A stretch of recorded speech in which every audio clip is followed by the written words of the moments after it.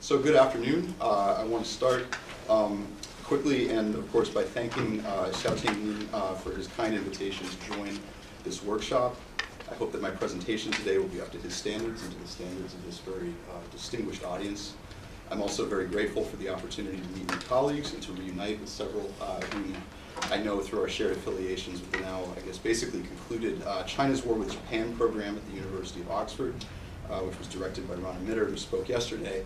And in his talk, Rana provided much of the conceptual and historical backdrop for the comparatively narrow case study which I'm going to present today, which concerns anti-imperialism, war, and the impact of both on what it means when we discuss China's modernity, and perhaps modernity anywhere. I'd also like to thank the many administrators and librarians of the Hoover Institution for assembling a collection which I've been using actually since I was a graduate student at the University of California, San Diego, and which, as Rana mentioned, is pretty much the global gold standard for institutional collections addressing transnational U.S.-China relations, and of course the history of the Republic of China, which will be one of the main focal points of my talk. So the title of the talk, The Wartime Origins of China's Propaganda State, refers to a project which began with my dissertation, completed, as was mentioned, at University of California, San Diego in 2008, and which has assumed several new titles then as I've grappled with the implications of how propaganda, and specifically the mass media, and even more specifically the motion picture, about which I'll say more in just a few minutes, can be used to understand broader changes which have taken place in the form in the form of political authority, and particularly the state in China during the period from the end of the Qing through the Mao years of the People's Republic of China. Its method is to compare how successive states, party states or regimes, that is to say governments, governed the geographic space of much of what we now refer to as mainland China, including its ethnic frontiers, by focusing on the specific issue of how those successive governments dealt with the complex issue of new media technologies and information flows. So it is primarily a project about state making, or what I think in the old social science parlance was called modernization. And political communication is an important aspect of state making, and how changes in how political organizations understood and deployed mass media can help us to understand modern China. In other words, it's a project that focuses on institutions, both in terms of policies and the implementation of policies. And I'd like to add, if I could, that even though the field as a whole seems to have turned away from studies of so-called modernization, it's the emphasis on state making, state building, and the like that we see in new scholarship on China that I think is very much in the same mode as that earlier modernization-based scholarship. And so I somewhat unabashedly, I think, have tried to connect the work that I've been doing with some of what earlier political scientists and other social scientists did in terms of research on China during the so-called Cold War years of the 20th century. However, rather than operating in a mode of looking at how China did or didn't catch up to some external model derived from the West, I'm much more interested in how what we learned from China can be used to understand what the modernization of political communication looked like generally, that is to say, even globally, although I won't be discussing the comparative significance of my conclusions very much in this talk today, alas. Now, there's a specific valence of modernity that I'm going to be talking about, and that is less generalizable when looking at the world writ large, and that is authoritarianism. Originally, the question that motivated my research was, how did China historically become an authoritarian propaganda state? And this is also a significant question, and others seem to agree. In contemporary social science literature, dealing with authoritarianism and authoritarian resilience, state media control is seen as a key component of authority, if not legitimacy. In any event, the role of the media in sustaining authoritarian regime stability has become more or less accepted, particularly in the social science literature on the authoritarian resilience of China, which is right now emerging, I would say, and entering the mainstream of the discipline. The research materials that I've compiled in answering this question are eclectic, but I think they are comprehensive for a project focusing on state-controlled media. They include documents and reports from central government institutions, historical gazetteers, which, though they may have some inaccuracies, I think are underutilized as resources and research on modern Chinese history after the Qing. Internal publications from cultural ministries, interviews, state archives, and memoirs. The case study, however, as I mentioned, is comparatively, perhaps excessively focused. I'm primarily interested in the example of the motion picture, the movies, film. You know, I'm trying to get this down to a manageable size, despite the wide chronological breadth. The motion picture, unlike the sort of movies as we think of them today, was a key audiovisual mass media technology of the 20th century, which I contend was viewed as the internet of its day, particularly with respect to semi-literate, agrarian, and what we would now call developing or emerging market societies. That is to say, China in a nutshell. All of which is now coming together in a book-length, dissertation-based study now titled The Most Important Art, Motion Pictures as Political Communication in 20th Century China. That title is a reference to Vladimir Lenin's statement allegedly taken from a 1919 conversation with then Commissar of the Enlightenment, Anatoly Lunacharsky, that among the arts, cinema is the most important to us, that is, to revolutionaries. So let me then next present the arguments and the methodology behind this study. I want to first cut to the chase by giving you my key arguments concerning what we can learn by using motion pictures as a window on the creation of 20th century state media networks in China. First, and this was a key finding of my dissertation, International and Wartime Origins of the Propaganda State, we see that a persistent perception among Chinese leaders of the 20th century, ranging from Sun Yat-sen to Mao Zedong, concerning new media technologies like the motion picture, was that one, new media was seen as potentially dangerous to political stability, given its association with international, imperialist, and even non-state market forces. And second, these new media, like the motion picture, including later the radio, for example, simultaneously represented important tools, as they did for much of the world, of propaganda, education, and the shaping of public opinion.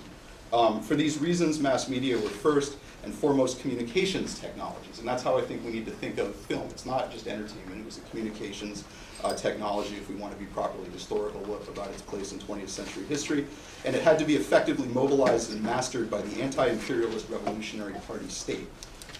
What is new about this finding, I think, is that no one has really previously compared the cinematic propaganda system of post-1949 China with the audiovisual education system of Chiang Kai-shek's organizational and internal security advisor Chen Lifu, or connected either with efforts by Sun Yat-sen's Nationalist Party to bring over private filmmakers in the service of publicity and self-promotion during the early 1920s.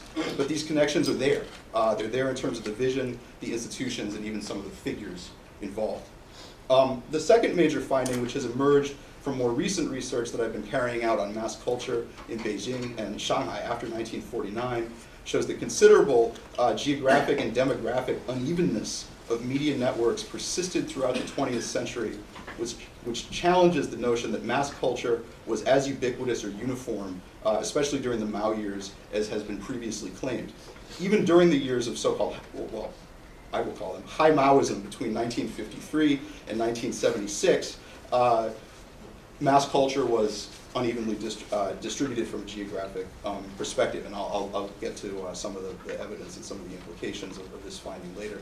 But needless to say that just as the first findings suggest that we should be looking more across regimes when trying to discern important patterns in how the Chinese state has been organized, the second finding suggests that there is an important geography to mass culture and communications, and indeed to state institutions generally, which single-case local studies or text-based cultural history or elite-centered narratives about policy, perhaps less so about its impact, seem to have missed. Methodologically, I was led to these findings by two different types of analysis. The first was to examine where and how motion pictures arrived in China and how the technology came to be used as a tool of statecraft. The second was to look over the course of the 20th century, with a bit of the very late 19th century thrown in as well, at where motion pictures appeared, how they were produced, where they were produced, exhibited, and so on. The approach is interdisciplinary. It draws from history, political communications, and geography. What it represents, though, is the first major attempt to look at China's post-imperial propaganda state in deep historical and spatial terms. My hope is that this project will not only describe how and why mass media technologies became such an important feature of the authoritarian state by looking at the case of China, but also at how the state itself grew and evolved from an institutional and above all spatial perspective. And so ultimately this research is really on the state as a local institution. broadly considered. I'm interested in policies toward the media, production and control, and also how these policies were implemented, what their effects were in terms of achieving the goals of political elites, et cetera. But what I'm less interested in, I think this has to be said, is the question that seems to occupy so many other scholars working on media in the state. In other words, the question of whether media, that is to say state propaganda or information, worked as a tool of governance by getting people to do and believe things that the state wanted them to do and believe. I don't think this is a particularly answerable question. Others may disagree with me. I'm happy to engage in that conversation. Instead, what I'd really like to do is open a new avenue of inquiry for other scholars of media, mass culture, and communications, and so on, a group I'd perhaps call scholars of information, so that we can all begin using our work to ask and answer questions about how this important aspect of modern politics, and we know it was important because of the enormous resources and institutions that the state itself devoted to it, can help us understand bigger questions about the capacity and geography of state institutions. And so, I would sort of align this new research, although it's not yet as mature as the current work of scholars like Peter Bohl, Hilda de Weert, others who have looked at communications networks within China, primarily by looking at those networks across different dynasties. So I'm perhaps taking the story a bit closer to the present.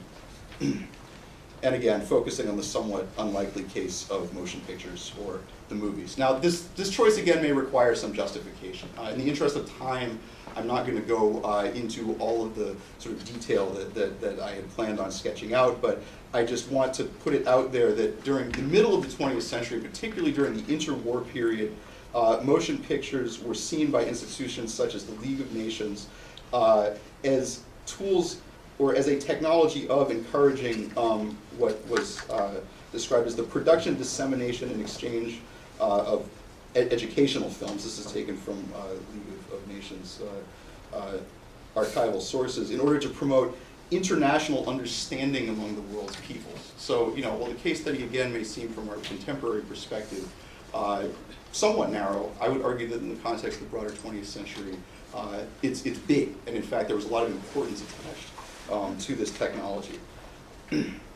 So in short, the motion picture was one of the three most important means of audiovisual mass communications in the 20th century. It was particularly important in rapidly modernizing former multi-ethnic agrarian empires with low literacy rates. I would also add that the choice of a relatively well-defined case has the additional advantage of making possible study of the Chinese state at a statewide level, i.e. this is not a local study, but one which looks at the motion picture and state making in China throughout territorial China. And so what makes possible looking at the local effects of state making from a broadly national and thus comparatively geographically rich perspective, is a study that we can focus on and really sort of dig into. So what I'm going to do now is kind of trace the motion picture and its history, particularly its political history in China across three different periods, the late Qing and Republic, one, the war years, of course, the main focus of this workshop, two, and then roughly the first decade or so of the People's Republic of China.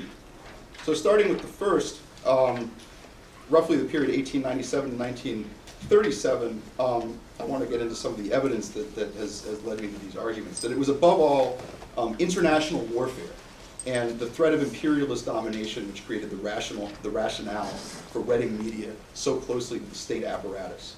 So in other words, when we look at the origins of China's propaganda state, what we will see is that the nationalist and communist parties alike both saw new media technologies as extensions of, and yet at the same time means of resisting, imperialist efforts to gain control over the territory of the former Qing Empire. And in fact, the Qing itself showed sensitivity to the new medium of film as a threat to social order with the power to shape popular opinion within the empire as well as without, in other words, among the international community. So here, the issue was primarily that war, treaties, and treaty ports gave rise to a system of motion picture production and exhibition spread throughout China via inland transportation routes and the treaty port network, which linked, from the perspective of economic intrusions into late Qing dynasty territories, the coast to the hinterland. So the response to film at its sort of earliest point was really linked to concerns about how imperialist economic change had brought with it this new technology that could potentially affect popular opinion and international opinion in adverse ways. Shanghai was an important node in this network, though motion pictures extended much further than Shanghai via the technological diffusion that accompanied colonial modernity, of which the treaty ports were but a part. By the 1910s, filmmaking had become in China one of a myriad number of forms of commercial entrepreneurship linked to China's growing and increasingly globally interdependent economy.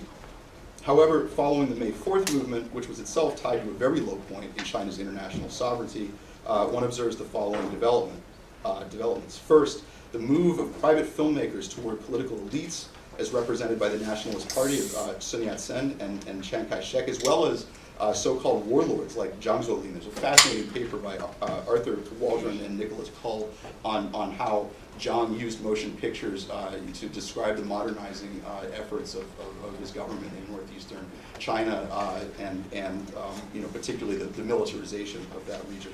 And also, second, we see an increasingly steady call in newspapers and in the statements of political leaders at the time for bringing the motion picture into the broader political world of xuanchuan, or propaganda. The purpose was not only to protect China's national film industry from foreign imports, but also to educate for the purpose of creating modern national citizens and to educate abroad. There's a kind of proto-soft power aspect here to counter negative and demeaning and racist portrayals of China and Chinese people overseas. So what we see is an increasingly popular medium also become an increasingly political medium. This is a key transition, and an important part of the logic of this latter connection being not only to defend China from foreign powers by creating a stronger, more educated nation, but also to defend China's image, both within China and without.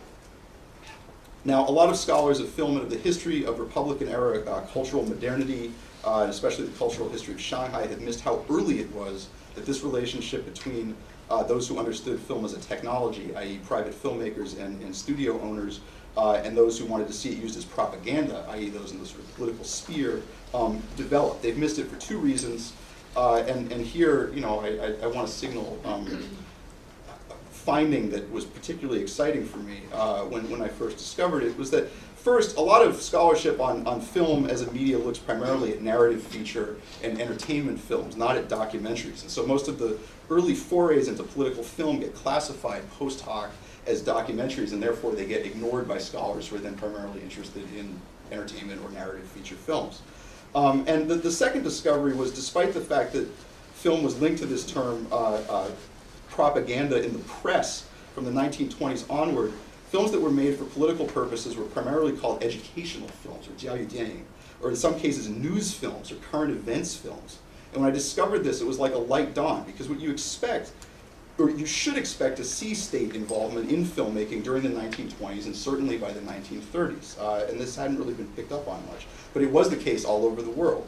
Unless, though, you look at education, in which case you do begin to see it, as people like Robert Culp and other scholars who have looked at Kuomintang propaganda have begun to do. Or even inside the KMT itself, as some in this room are now starting to do. You really don't see the full reach of the KMT propaganda state outside of the press unless you consider education as a kind of key word. And I think that once you do that, you begin to see all the different ways in which quite early on the Nationalist Party, the Republican state later, was involved in using the mass media for political purposes. Also, other scholars have written on film censorship, a very, very worthwhile topic, not so much on film production. The KMT-sponsored body which dealt with film production, which I'll say a bit more about in just a minute, was called, and this was a somewhat new finding as well, the National Educational Cinematography Association, or the Zhongguo Jiaoyudian Xiehui. And it was modeled on Italy's LUS, or here I'm going to butcher this horribly, the Union for Cinematographic Education in translation. And China's sort of own educational cinema institution was in fact advised by Italian consultants working through the League of Nations, particularly one Baron Alessandro Sardi. And so when people look at the KMT-led partification, Danghua, of the educational system, they're really talking about a process that did indeed extend into the film and media worlds. although very few people that I know are, outside of a very few devoted scholars of Republican cinema, mainland, in China, in mainland China now, or in Taiwan, or scholars of China and the League of Nations really aware of these kinds of transnational connections between how the Chinese state was using media and how it compares with ways in which media was being used politically around the world. And so I just have a few slides, which again I would like to get into in more detail. What they communicate in brief is that film arrived along with a wave of European colonialism in Asia, and that is essentially how it was received. When we look at the appearance of film, its sort of first arrival in a variety of Asia-Pacific contexts, what we see is that very often it accompanied the creation of treaty ports. And so when we look at the position of its arrival in Shanghai, both spatially and chronologically, what we see is that it fits into what I think is a fairly neat pattern beginning in 1895 and then carrying on through 1896, 1897, 1898 of the sort of dispersion of the motion picture as a technology, along with the reshaping of that regional economy through the arrival of the West, Japan, other expanding powers, etc. One thing that those who are familiar with this topic will note is that sort of minor point, but I personally believe that the first film was shown in Shanghai in 1897, not in 1896, has been claimed, and I can get into the reasons for that, but this isn't probably the place and time for it. Here we can fit these patterns, sort of making the case visually. In another way, we can fit those patterns into broader patterns of trade and commerce, such as characterized the world economy during the early modern and increasingly modern periods. And so, again, the sort of relationship of film to colonialism and imperial expansion was very much noted by observers going back to the late Qing and then on.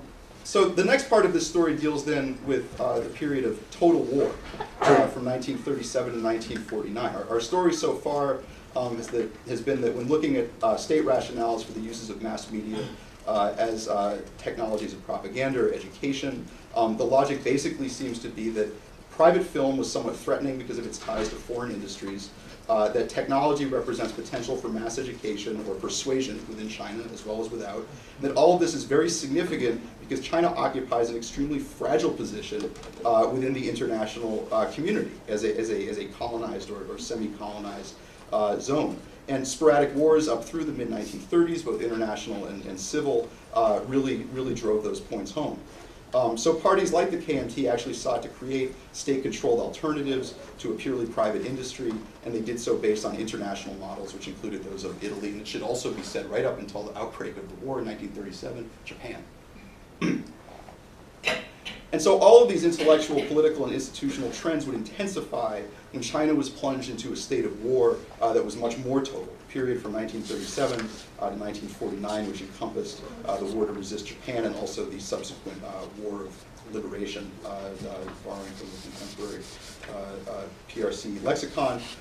Now, during this period, it is impossible to talk about a single national film industry in China because of the division of territory of the Republic of China into independently administered and rival zones of influence, dependencies, and short-lived states. What emerged from this period of total warfare, though, was a multi-regional mainland East Asian film industry as nationalist, communist, pro-Japanese, and de facto Japanese governments ruled over the shrinking territories of the Republic of China. Moreover, what characterized this industry or industries was its almost uniformly state-dominated, if not state-owned nature, and the withering of private industry. So it's really during this period of total war that I think the balance of power, so to speak, between state and society shrinks almost overwhelmingly toward the state. And this is what I sort of see in terms of some of the evidence that Ron Mitter presented yesterday. Looking at the state as a provider of welfare, of things that society literally could not provide for itself. Shanghai and Hong Kong were somewhat exceptional, owing to the location of those industries in zones of British or international control. But it's during this period that mass education and now mobilization also then provide the dominant raison d'etre for the mass media. We see this in Japanese-dominated zones, we see this in communist-controlled zones, we see this in nationalist party zones, both pro and anti-Japanese, in terms of the emphasis on education, national defense, and newsreel production, all of which provide evidence of the way in which filmmaking, because none of these were sort of feature films per se, continued to push far beyond the production of narrative features and toward international models of state-managed wartime information and propaganda. The policy vocabularies may have been different, but the intent and effect was basically the same: to produce and control information for the sake of political survival, which often, though not exclusively, meant for the sake of the war effort. And let me just show you. Oh, well, here's to throw back to the previous section. This is these are early cinematic images, documentary images taken of Sun Yat-sen, his advisors and coterie, bodyguards, etc. For those who, when hearing about film, like the visuals. These were the products of a director, Li Minwei, who was a sort of early revolutionary supporter here. Again, more of the sort of publicizing of Sun as a great leader of revolution. This is the first meeting of the China Educational Cinematography Society, just to prove that it exists. And then later, the connection to education in terms of the author of this tract on its activities, Guoyosho, who was a fairly notable official educator during the period. So that catches us up to the sort of wartime period. You aren't expected to take this all in. This basically shows, this is part of my own effort. It's a spreadsheet to kind of look at how film production was really distributed across a wide range of genres. And that by looking at sort of feature films, we miss the information and a lot of the sort of propaganda aspects. And so this is just some kind of counting of films produced in various genres. You can take my word for it if you don't want to look too closely. Okay, this gets us into our sort of next section. So to conclude this bit on total war, basically when the Pacific War ends in August 1945, independent commercial filmmaking resumes in China. That's true. However, it is now dwarfed in magnitude by the capitalization of the mainly Nationalist Party-controlled studio system, which included facilities constructed both by the Nationalist Party of Chiang Kai-shek, but especially those financed by Japanese investors in Shanghai, Beijing, Changchun, which were then taken over by the Nationalists and added to their growing state studio system. To these also were added additional facilities constructed with U.S. help in Nanjing. In North China and Northeast China, communist forces created their own production facilities in Zhangjiakou and Harbin.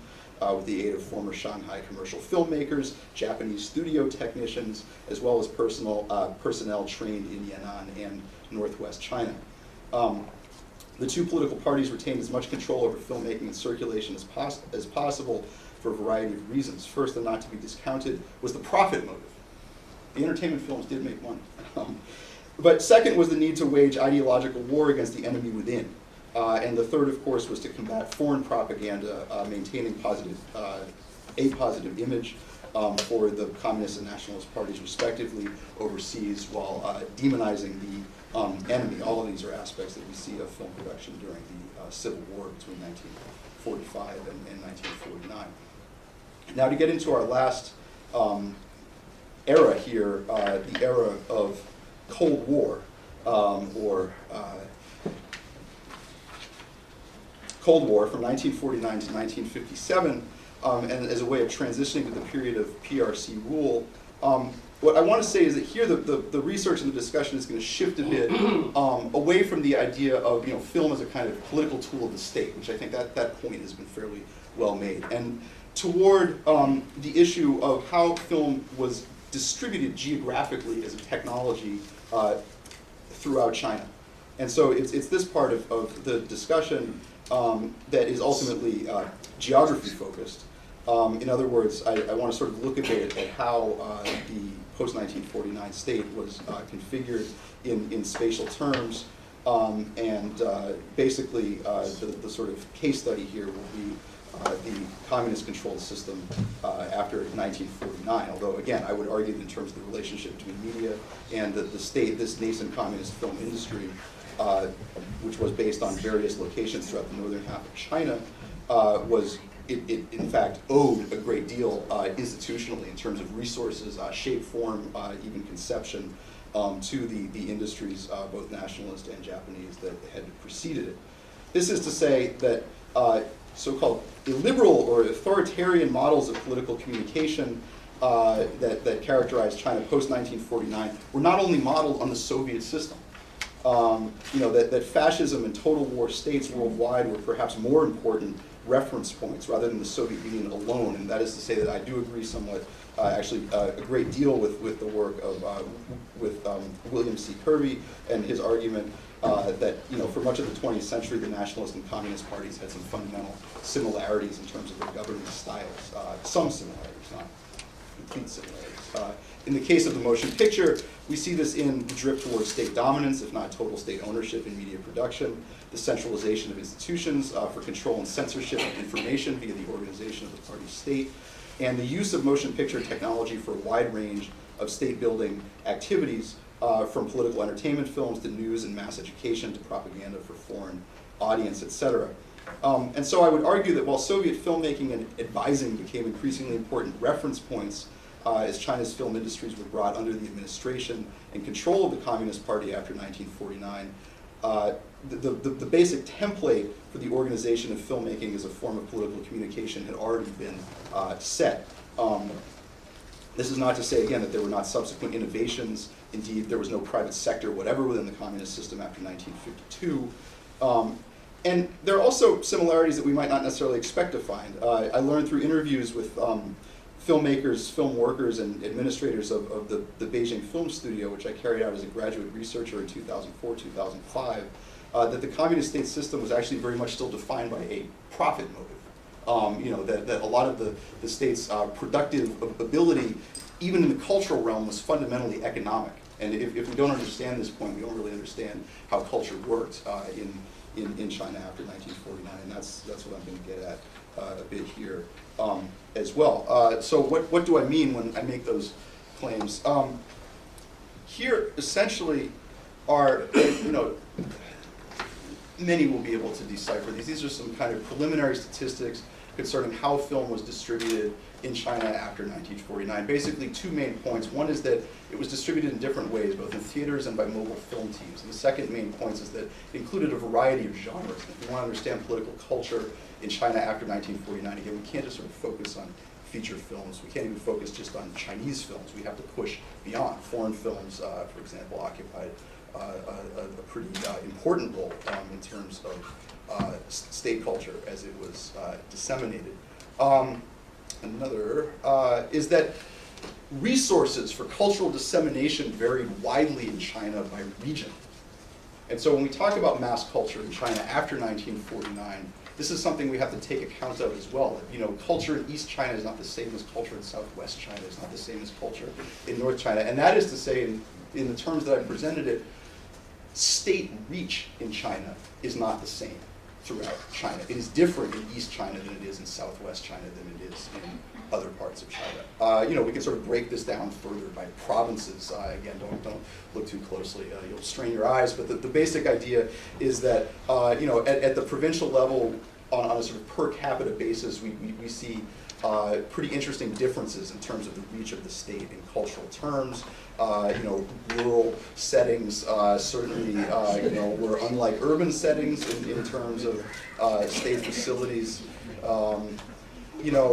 Film teams that were mobile didn't sort of travel equally to all villages. They followed routes that were defined, but sometimes after the routes were set, completely ignored by the projectionists themselves, who found nothing more onerous than traveling to mountainous villages and setting up the pedal-powered generator to show the film. One, because the pedal-powered generators occasionally caught on fire, and secondly, because mountainous villages were then, as today, hard to get to. It's a lot of work for low pay.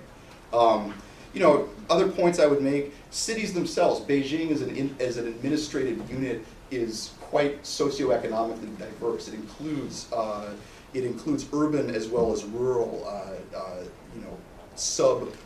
municipal units. Those are issues that we have to take into account as well in terms of looking at the state and its reach. Finally, ethnically, China is a diverse place, and this is mapping distributions of Mongol population within China in more contemporary years, but the point is nonetheless the same. There are all these interesting variables that we can look at in terms of thinking about how far the state extended, what sorts of constraints it faced as it did extend, and I'm trying to use culture as a kind of proxy for understanding some of those issues. We could even imagine ways in which core periphery relations reshaped or provided obstacles to state cultural reach, and ways in which these furthermore might have overlapped with ethnic divisions within China as well, as I tried to do here in a somewhat non-illustrative example. But to decode this, this is basically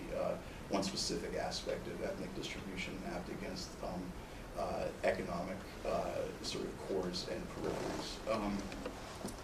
And then finally, we could ask, whether the party itself during the period after 1949 was really as powerful a local institution, both spatially and chronologically, as some might have claimed. Whether grassroots institutions, including propaganda institutions, really did extend all the way down to the grassroots.